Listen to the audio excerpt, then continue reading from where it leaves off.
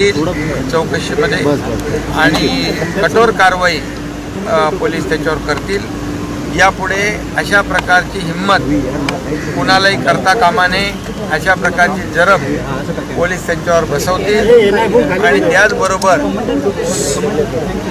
त्याचबरोबर सलमान खानच्या नातेवाईकांना सलमानला पोलीस सुरक्षा वाढवण्याच्या सूचना पोलीस आयुक्तांना मी दिलेल्या आहेत। त्याप्रमाणे कुठल्याही परिस्थितीमध्ये सलमान खानला मी भेटलो, त्याला सांगितलं, दिलासा दिला।